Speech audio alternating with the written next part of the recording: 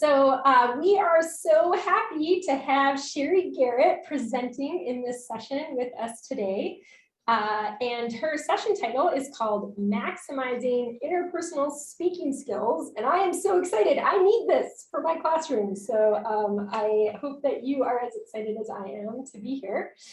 And this is PSMLA's first ever virtual conference. My name is Deborah Fazer-McMahon, and I am going to be hosting today along with Wilma Dunkel, who is my co-host. So thank you so much, Wilma. And this session is being recorded, as was just announced on Zoom. I also just wanted to let you know, if you are tweeting or posting on social media, we welcome you to include @PSMLA1 and hashtag PSMLA21 so that we can see and share all of your thoughts. And I'll go ahead and post those into the chat in just a minute as well. I did also want to mention that for attendance purposes, please be sure that your display name matches the name that you use to register for the conference. If you're unsure how to make that match, please just send me a message in the chat and I'd be happy to help you with some instructions. So please join me now in welcoming Cherie. Hello, everybody. Thank you for taking your time this afternoon to attend this session. I just posted in the chat the link to my PowerPoint. So you don't need to take notes. You'll have access to everything that I share. So I'm going to start today by sharing the PowerPoint. And this is going to be a very active presentation where you're going to be partaking in the activities. So the first item, all right, the title is Maximizing Interpersonal Speaking Skills. And my name is Cherie Garrett. I'm from Dallastown Area High School, which is in York County. So I'm just south of Harrisburg, close to the Maryland line. If you need to reach me, my email is my first and last name. So please reach out to me if you have any questions throughout the presentation or afterwards. So it's cherie.garrett@dallastown.net. So again, thank you so much for being here. Our goals for the day basically are two. One is to learn about various speaking activities to engage students either virtually or in person. These I used last year. I was live streaming as I had people right in front of me. So these activities work whether you're going to be quarantined with students or they're in-house. Also, the second half of the presentation, I'm going to be describing different ways to assess speaking. And I have found that these tools have made my life a lot easier. And I used to spend hours and hours grading. It has reduced that time tremendously. So I hope you find them as helpful as I did. The first activity is a cooperative learning activity. It's called Continuous Round Robin. So continuous means we're going to keep going around, and Robin is always talking. So what I'm going to do is I'm going to be putting you into a breakout room of probably 4. So in the classroom or virtually, you would put students in groups of 3 to 5, ideally 4. You give them a topic, and it's important to give them some think time so that when you say share, they have something to talk about. One student responds and the person left then continues. In my classroom, I use like little Beanie Baby animals. So the students pass this animal around as they're talking. So that way I, as the teacher, I can see who is the person talking. If there's more than one person talking at the table, I know they're off task. Anyhow, each person talks, okay, going around the circle until time is called. Then I call on a few students to share. I never, ever call on students with hands up. They know I'm going to call them at any time. It makes the students accountable to listen when the sharing is happening. So really important. And then we will do something with the content. So what I want to do, all right, I want you to think about favorite vacation spots. So we're going to do a continuous round robin. The time, you're going to have only 1 minute. And I want you to see how much you can name, how many spots you can name in 1 minute. When you're in breakout rooms, the student with the longest hair, so the person with the longest hair in the group, you're going to start. You're just going to go around, all right, going around the breakout room, naming your favorite vacation spots. So if I'm with Deborah, Wilma, and say someone else, I might say Ocean City, Maryland. Wilma might say, oh, Florida. Deborah might say, oh, I'd like to go to Dorney Park. So you're just merely naming one, it's quick. All right, so I'm gonna be putting you into breakout rooms. And let's see, I'm gonna put you into 4 different rooms. So let me recreate and add a room here and recreate. Okay, so again, you have 1 minute only. You're gonna talk around the room, naming your favorite vacation spots. The person with the longest hair, you're the one gonna start immediately. You only have 1 minute. Is everyone good? Give me a thumbs up if you're with me. Okay, here we go. Open all rooms.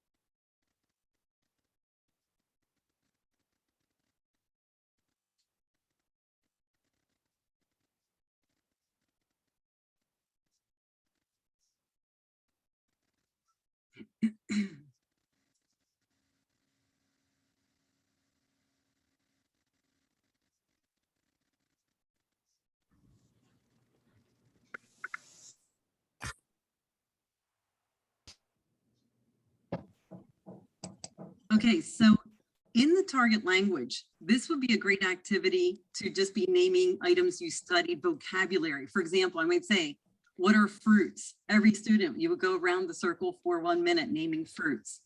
You might talk about any, like I said, a vocab, means of transportation.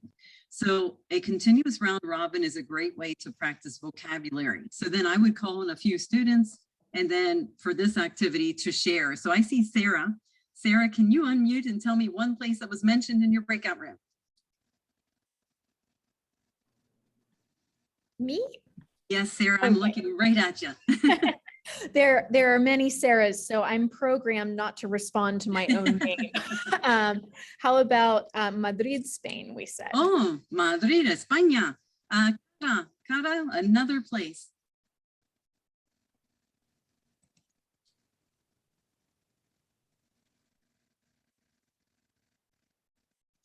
If you can click down the bottom left-hand corner to unmute, Cara.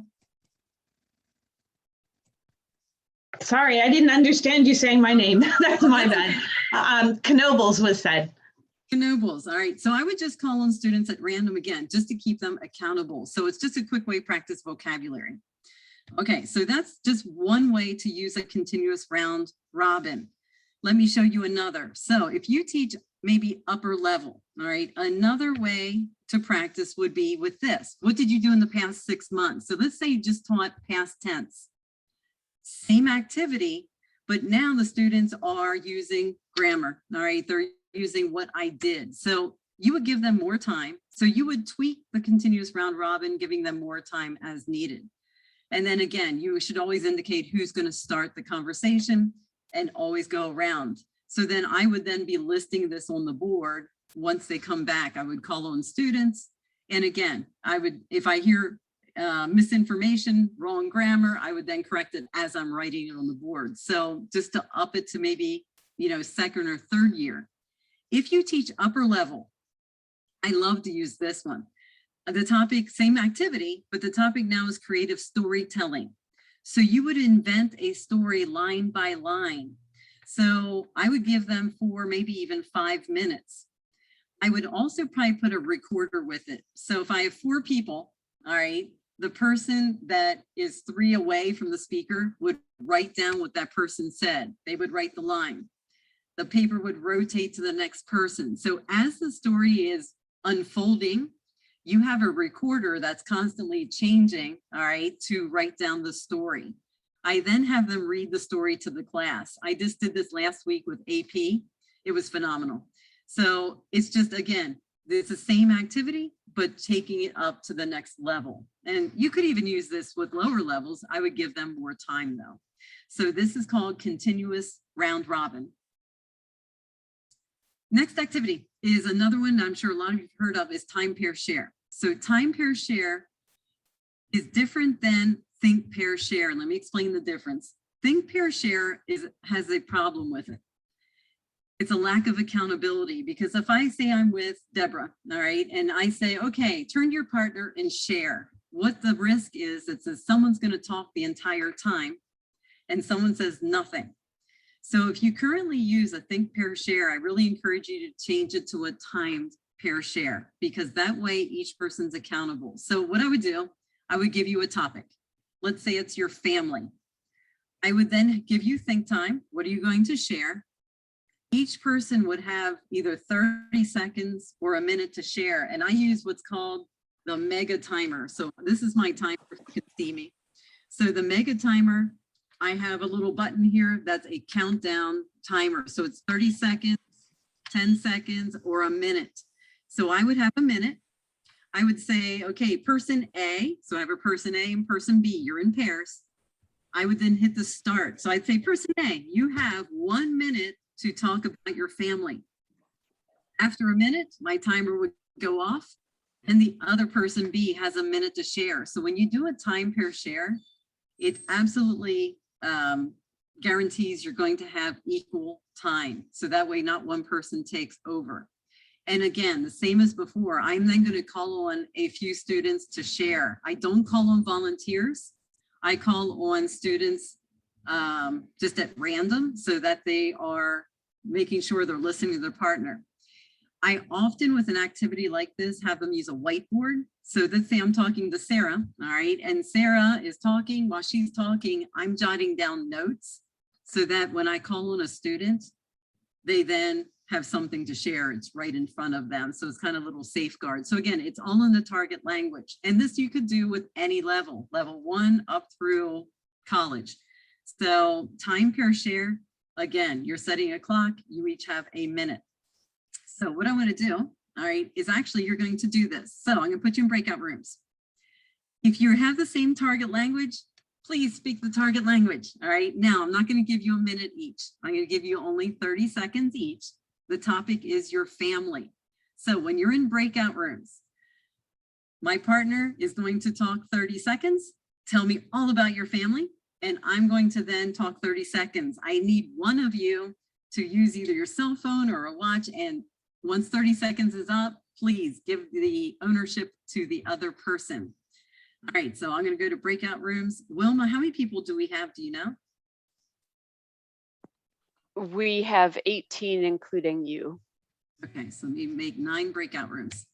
Okay, 9 breakout rooms. So let me make sure we're clear. How much total time do we have? Show me fingers. How much total time? 1 minute. All right. How much time do each of you have? 30 seconds. All right. So 30 seconds each.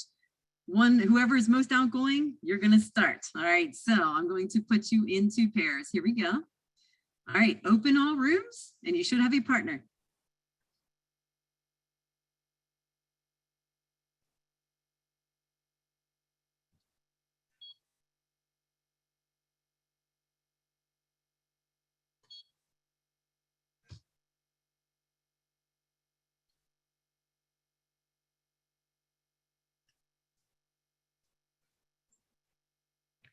So Cherie, I just wanted to note that there are 2 rooms where there's just 1 person in each room. I'm happy to move if that would be helpful for you. If you can, I see Katie, Weiser, and Spinelli. There we go. Thank you. Yep, no problem. I just scrolled down and saw it. Yep, no problem at all. Thank you. It's nice to have a troubleshooter. Are you for hire? I know, right? Wouldn't that be amazing in our classrooms if we just had a partner troubleshooter? Oh, that would be fantastic. By the way, I am totally using all of these ideas. They are amazing. I gotta close my door. The custodian was over here.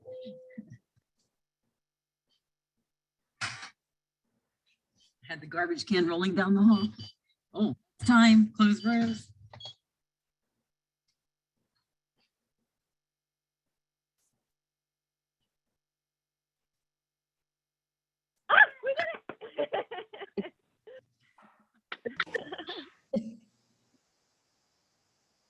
You make it in the time? Did you have a chance each to speak?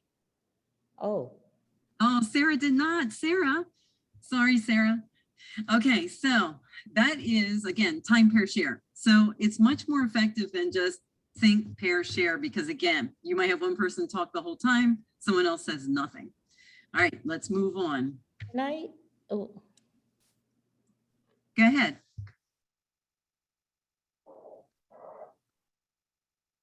Nope. If you want, type a question in the chat and then I'll come to that at the end.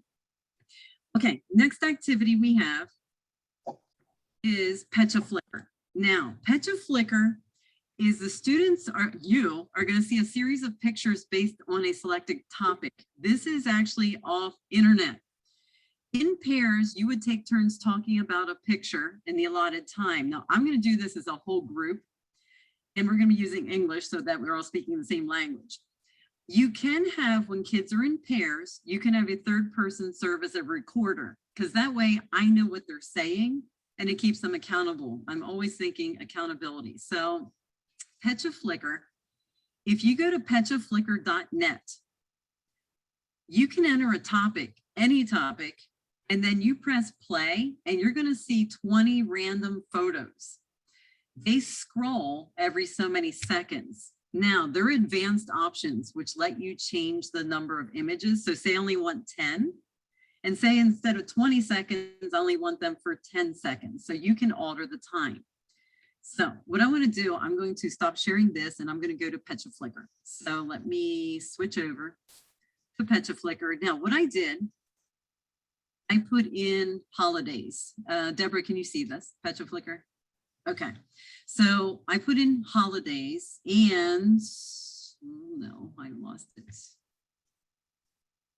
Nope, hold on a second. I'm gonna have to swap out.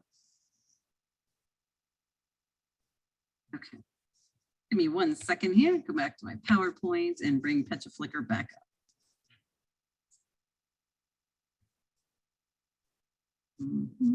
Share. Okay, so I'm going to go to Pecha Flicker. Okay, so here's Pecha Flicker. Now it always says dog. I don't want dog, so I'm going to switch it to holidays. I'm going to click on advanced options because I don't want 20 slides. I don't have enough time. So let me switch that. We're only going to see, I don't know, let's say 8 pictures. I'm going to change the time 10 seconds. This is going to be quick.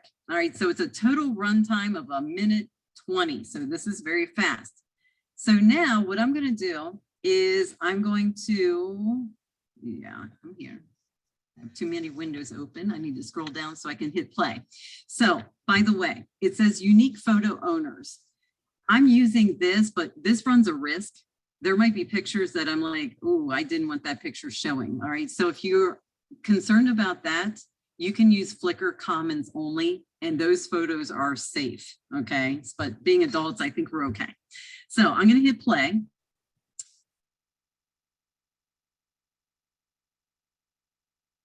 And where would Pecha Flicker go? All right. Oh, it is scrolling here. So what's going should show in a minute. Here we go. All right, you're always going to get this screen to start. So you think you can think on your feet? Time will tell. Your first slide is on its way. All right, so you're always going to get this. All right, so here we go.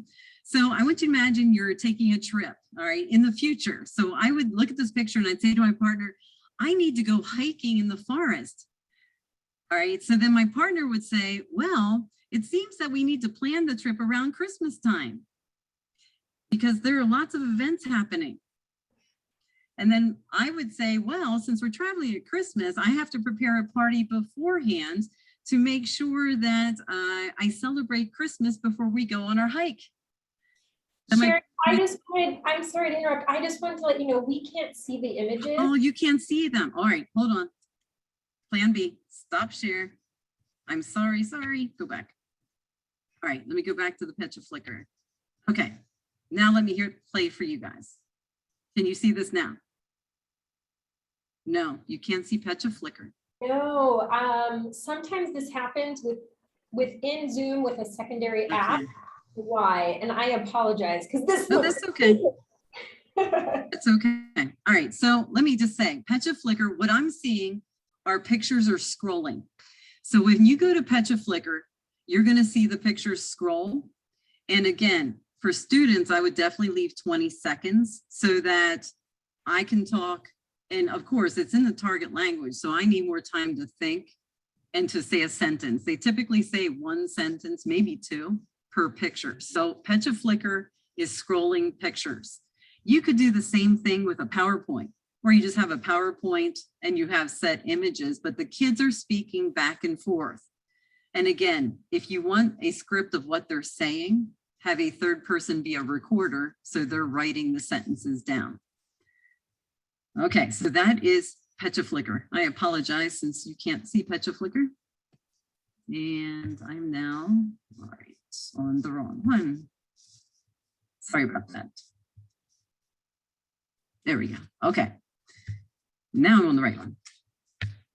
Okay, Flipgrid. I'm assuming, maybe I shouldn't assume. Can you put in the chat if you use Flipgrid already? Put yes if you do, no if you don't. I see yes, yes. So if you use Flipgrid, give me a yes. Oh, I see lots of yeses. Yes, not much. Yes, yes, yes. Okay, I'm going to move on. However, Flipgrid, just for those, I see a couple no's and some that don't use it too much. Flipgrid is a great way for students to make a video. So what you do is you give them a topic. It's a free site, and the students would then talk about themselves making a video clip. It's so simple to use. If we have time at the end, I'll come back to Flipgrid. All right, but I see most of you are saying, yes, I'm a Flipgrid expert. And I put in the PowerPoint, if you're not familiar with Flipgrid, how to create a topic, you get a dashboard and so on. Okay, Boomalang. I have to tell you about Boomalang.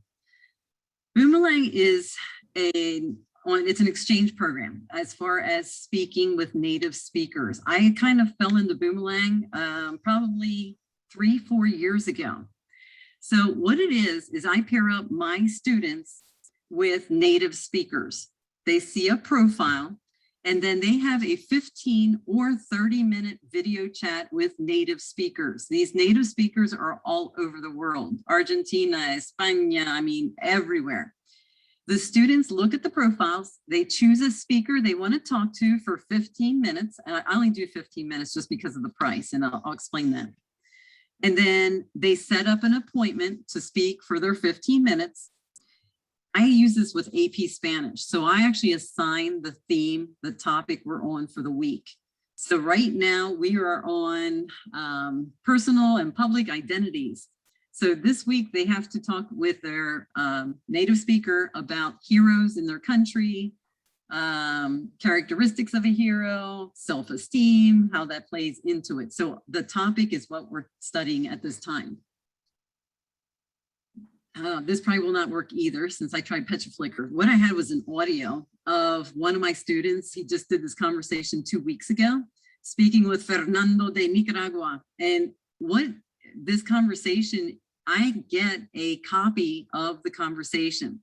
So I can listen to, I don't listen to 15 minutes, but I listen to bits and pieces of it and then give the students feedback. So the site is called Boomalang. It's boomalang.co, not com. That is not a typo. After the students talk, I then have them do some reflections. Now this is all in the target language, but what did you talk about? What did you learn about the speaker's culture? So these questions help them reflect about what they learned. Now the cost. The cost of Boomalang is $5.75 per 15-minute conversation. How do I afford that? I've been really lucky. I've been getting grants the last 3 years to cover the cost. My students do 10 conversations in 2 trimesters. There are grants out there. My school district, I'm fortunate, has a grant that I've received every year, anywhere from $1,500 to $3,000 to cover the cost, depending on the class size. I've been researching Teaching for Tolerance, PACE, and there's other grant resources. I put one here to cover Boomalang. It is probably one of the most effective ways to get your students to speak with a native speaker and get great feedback. It's amazing. And my students, the first time they're so nervous, and after that, they're so excited to speak with the native speakers. And they're just floored by how well they can speak. So, and again, my French and German counterparts right beside me here, they also do Boomalang. So it's French, German, Spanish, and English. And I'm not sure, there might be some other ones he just added. So Boomalang, I can't say enough about it. It is amazing. And when I have parent-teacher conferences, I play these clips for the parents. They are floored by how well their students speak. Another thing I use is interpersonal speaking rubric. So when I do grade some of these, so each Boomalang conversation is recorded. It's on my teacher dashboard. So for me, it's easy to find. And then I like to give them feedback. So I actually give them, use this rubric to give them feedback of how well they're doing. Okay, I have two more things yet before I'm going to be stopping and taking lots of questions. All right, so a rubric. Now in the chat, I'm going to scroll back to the chat here. How many of you use Google Classroom rubrics where you create a rubric and then use that rubric to score what they've done, whether it's written or oral? Anyone use? Okay, yes, but not enough. No, not this year. No. I have used it before, not my favorite way to do it. Okay, all right, so let me go to this. So what I did, I tried to figure out the most effective way to do this. When you create an assignment on Google Classroom, and it is a Google product, so it is Google Classroom linked, you click on rubric on the right-hand side, which I'll show you. And what you do is you add criterion. So let me go to the rubric. It's going to bring me to my Google Classroom. Deborah, if you can let me know if you're seeing, are you seeing my Google Classroom? Yep, I can see it. Okay, so then what I'm going to do, okay, I need to move you guys out of the way because you're blocking me. All right, here we go. So I'm going to open this up. I need to edit. All right, so I'm posting an assignment. So when I post the assignment, you have to have a title and you have to have something added to do this. All right, so I'm going to scroll down to the right-hand side, and you see over here it says rubric. I'm going to click on the plus rubric. So it says create rubric. When I click on that, it automatically puts the title. All right, so presentación de PSMLA. All right, it's already there. So now you can create your own rubric. So let's say, this would typically be in the target language, but let's say I have content. I would describe what I'm looking for. So let's say you explain 10 rules of etiquette for using cell phones, since we just did that today. All right, so then you create your rubric. So the points, I would say, all right, I want to have maybe say 5 points here. The title would be outstanding. So then I would have a descriptor and type in, you have created 10 rules of etiquette. I would then scroll over points. I only want 4 on this one. And I would say, okay, good. And then explain. So you create your rubric. As you scroll down, I then can add another criterion. So you can create as many criterion as you want. You can create as many numbers across as you like. So let me go out of this and show you one that I've used. So let's move you out of the way here. Discard. Okay. So let me show you also, it stores rubrics that I've used. So if you create a rubric, you don't always have to recreate the wheel. So I'm going to go here. I have a screencast rubric I already created. So I click on the screencast. I then go down and then I can save it. Whoops. I have too many windows open and everyone's blocking me here. All right. So if I click on the screencast, and then I can go down and save. It's not going to let me because I have a bar blocking it, but it allows you to save it. And then you can use the same rubric for different classes. Currently, I teach 3 Spanish 4s. So I just take the rubric and copy it. Or I can take a rubric that has the foundation of I want and then make changes. So I've found that using these rubrics saves me a lot of time. So when I go to grade, it's very simple to just click on the numbers and then I leave just a little feedback at the bottom. Pronunciation. Okay, so that is the rubrics. So rubrics for Google Classroom. Okay, next. Deborah, can you see I'm on Moat? Yes, I can see it. All right, the next item I want to talk about is Moat. Moat is a Google extension. This is for leaving voice feedback. I used to type ad nauseum comments. I no longer type at all. I leave verbal feedback. So if you go to the web Chrome store and you type in Moat, you just add the extension to your laptop. It's an M in a purple circle. It allows you to leave voice feedback on any anything Google, whether it's a doc, whether it's a PowerPoint. So when I click on the comments beside their document, I'll see a circle with an M. When I click on that, I can leave verbal feedback. So let me do that now. All right, let me escape from this a second. And let me just go to, let me stop sharing a second. Let me pull it up. Give me 1 second here. I need to minimize you guys so I can find it. Okay, so I'm going to pull up an assignment that the students did. Turn in. Okay. All right. So let me share this with you.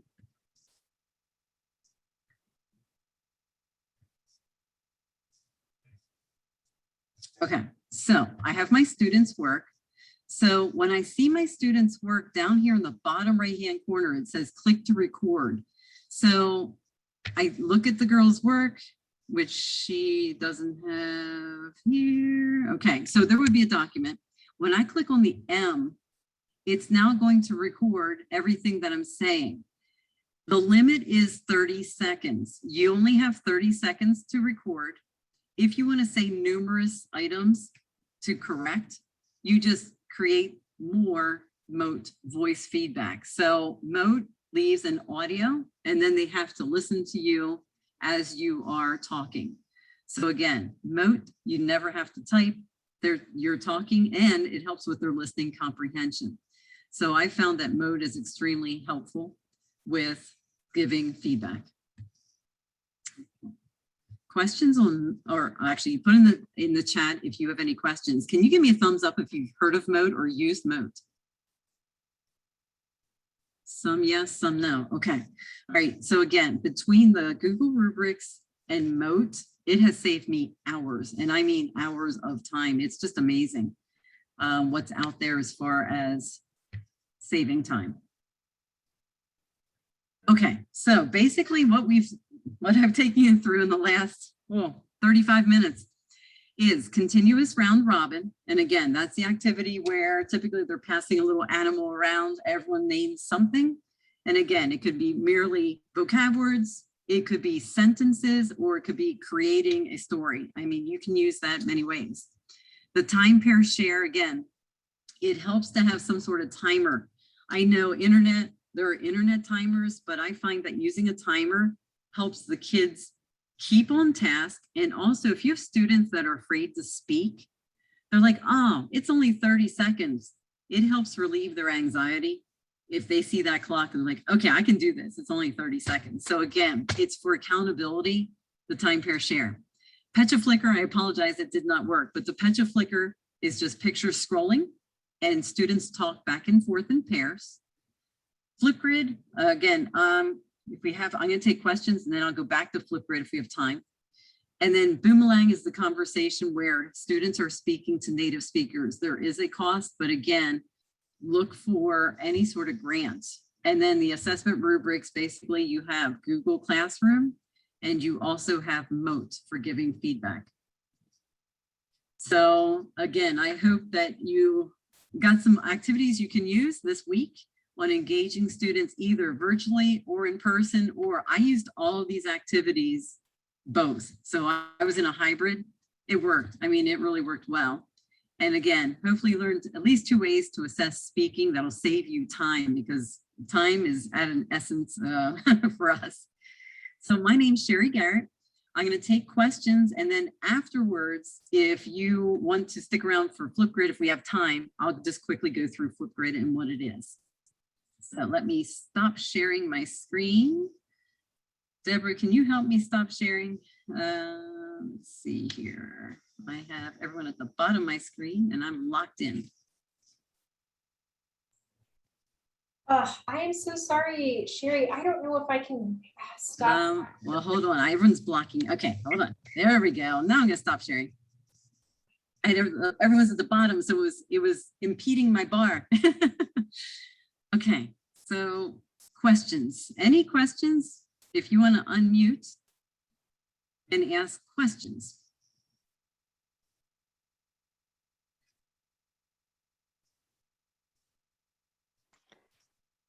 Cherie, with Pecha Flicker, you said, what did you have to do to be sure you're going to get pictures that are okay for the classroom?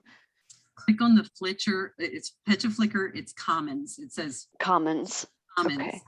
Because I think the setting normally goes to use any pictures, but you run the risk of you're not sure what you're getting.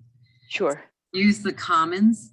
And also, if you use Pecha Flicker for one class and you put the same topic in, you're not going to get the same pictures. It is a bank of thousands of pictures, so it's different pictures every time you use it. So if I were to do this presentation in 10 minutes, it would be different each time.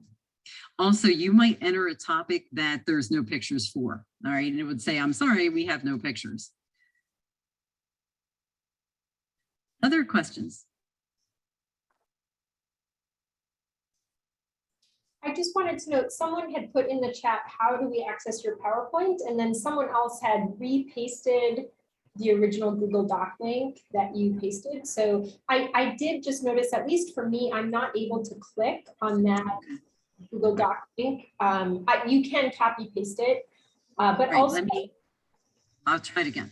Okay, and I also did just want to mention that presenters will have the opportunity to share these files and to post them via PSMLA so that you can come back later and access this information, as well as the recording of this session.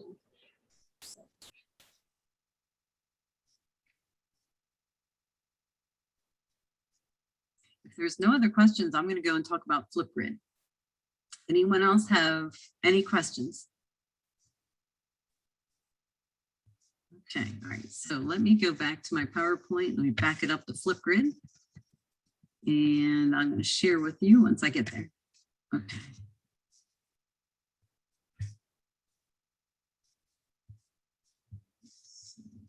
Share. Okay, so Flipgrid. And there's maybe some other aspects of Flipgrid that you're not aware of. All right, so first of all, Flipgrid. Flipgrid, again, is where you give students a topic. All right, so you give students a topic, and I normally have the time to speak is anywhere between 90 seconds and say like 3 minutes. So I wouldn't make it longer than that. So you can have the students talk, like what I do is an introductory one, the beginning of the school year. So the students in a 90-second video have to talk about themselves, family, pets, pastimes, school activities, just to get to know the other students. They record themselves. That is a class, like the students in the classroom, I have that they can see each other's videos. So, and that's different, like different settings. You can have that they see them, you can have that they don't. So I then, after they record themselves, they have to watch 2 of their classmates' videos, and then they have to leave a 30-second video recording to those students. So Flipgrid allows students not only to make a recording of themselves, but they can also watch other videos and comment. They could do it in writing. There's a way to do it typing, but I prefer to have them speaking. So to create a Flipgrid, it's actually pretty simple. Once you have your educator dashboard, all right, you click on add a topic, and then you create a topic and a prompt. And you select the maximum time to record the video. So I tell students, you know, if I have there say maybe 2 minutes, I'm like, if it's only a minute 45, that's fine. It doesn't have to be exactly 2. Important, when you are in the settings, you need to select private, that other people outside the classroom can't see it, and student email. This I learned quickly the first time I used it. When you have student email, you have to add any possible email domains that they use. In my school district, our students have dallastown.net. They also have dallastownsd.net. So the first time I did this, I didn't realize that. And students that had the SD, I didn't allow it to enable it. So they couldn't save their videos. So make sure when you do settings, you have any domain the students use. And I say, hey, use your school email, because if not, you're gonna have lots of domains. And then you click on create, you're creating the topic, and then the session shows up on your dashboard. I then take that and I post it on the Google Classroom. So when the students go to the assignment, there is a record camera right there. They click on the record camera and they just make the video. Flipgrid takes them right through how to finalize the video. It's very simple. So again, Flipgrid is a great way to have students make videos. There's another feature that I'm not sure you're aware of, but you can connect with other schools. I just connected with a school in Spain, and we are doing Flipgrid. I did this 2 years ago with a school in Texas. So my students make videos. They're shared with the school in Spain. They watch the videos and then they're learning English. All right. So they are then replying back in English. So it's a Spanish-English connection. All you do is sign up to be a Flipgrid pal and say who you want to pal with, and then they pair you up. So this is my second time using Flipgrid pals.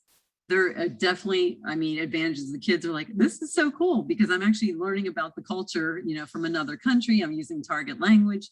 And yes, my students, their Spanish is not perfect, but it's, that constant practice. So that is Flipgrid. So if you haven't used Flipgrid, it is wonderful, and it's so simple for students to use, and they like it. They really do. And I've found because other students can see their videos, they're very conscientious of doing a great job. Some of them, you can tell they practice, and I don't have them read. I'm like, you cannot read a script, and if they're going to read. But other than that, Flipgrid is a great tool to use, and they always record either normally at home because of just the noise. I normally have 30 students in the class, so I have them record at home. Okay, I have 1 minute left. Any other final questions? All right, thank you so much for taking your time on a Friday afternoon to attend this session. I hope you can use the ideas, and I really appreciate your time. Thank you so much. A round of applause, silent applause, we'll all do applause in some way. Thank you so much, Cherie. This was fantastic. On behalf of the PSMLA, we just want to thank all of you for attending this session with Cherie, and we welcome and encourage your feedback on this session. Wilma, I think, is going to post a link to some options for feedback into the chat. You can also find the link in the PDF program to give session feedback if that would be useful. I just also wanted to mention that the recording of this session will be available to conference registrants after the event. And as a reminder for any teachers in Pennsylvania, in order for you to qualify via this session for Act 48 credit, you must also complete the Act 48 reflection form, and Wilma has also provided a link there in the chat. But that can be found in the PDF document program as well. So please also make sure that any Act 48 credit forms must be completed within 72 hours of this session. So we thank you so much, and we hope that you enjoy the rest of this virtual conference. And once again, fabulous. Thank you so much, Cherie. Thank you. Have a good evening, good weekend.